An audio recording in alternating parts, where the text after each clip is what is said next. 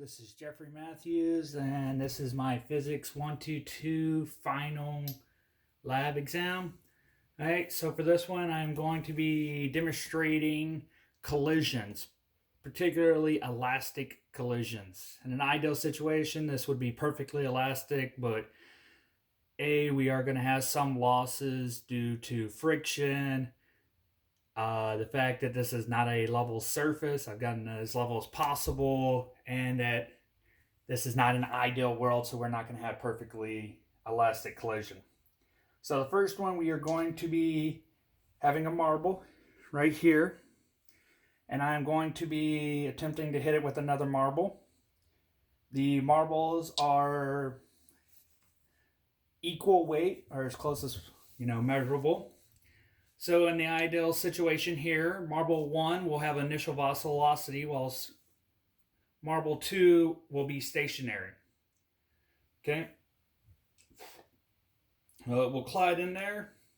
Ideal situation, we have the conservation of momentum. So at the very end of it, all the momentum will be transferred to the second marble, where it's the initial velocity of the first marble will transfer to the second marble at that speed. We can also prove this using the combination of the conservation of energy and conservation of momentum, both of which would be conserved in a perfectly elastic situation, to also show that the final velocity of the first marble will be 0, while the velocity of the second marble will be equal to the velocity of the second one. A couple of little things, because I am horrible at aiming here, I will not be able to get perfectly 0 angle on the marble. But ideal situation, I do expect that the first marble will try to stay in the same location, while the second marble will proceed in a straight line from where I shoot from at the same velocity. Alright, so here it goes. Alright, that one right there, I was completely off on my aim. I'm going to try it one more time to try to get it right on.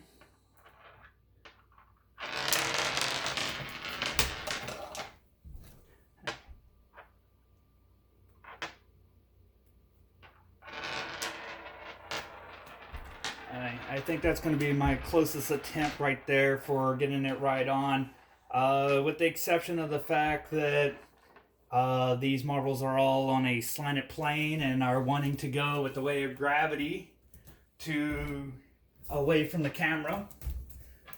Now I am going to do another one, which is pretty much the equivalent of, as close as I can to, from our lectures of the ping pong ball going into a bowling ball. Alright, I have a medicine ball here that is 8 pounds, and my marbles, which are significantly less than 8 pounds. So in this situation, we pretty much excuse me.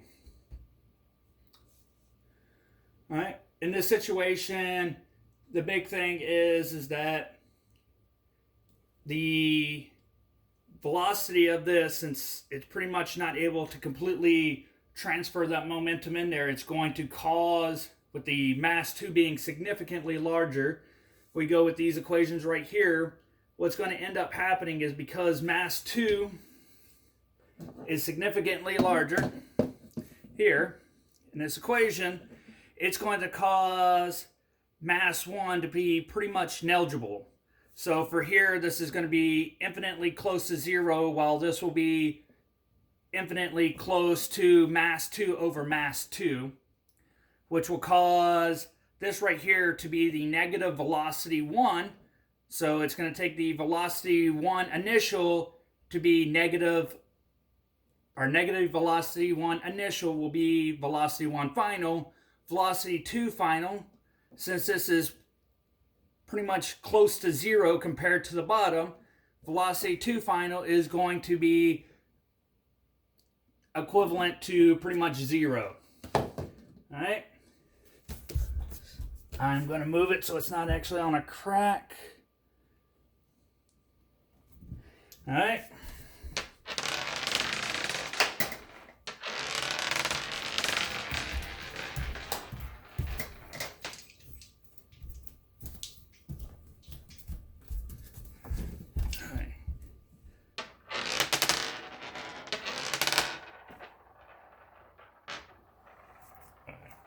Wasn't able to.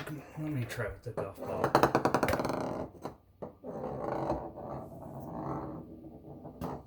Alright.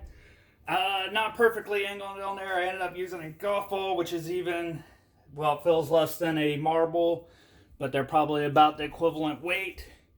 Did not get a perfectly straight line, but even with that angle there, if we calculate the angle, adding in the friction from the ground and pretty much the gravitational acceleration of it trying to go down the slope, it should be pretty much almost a perfect equivalency of the initial velocity in the negative direction.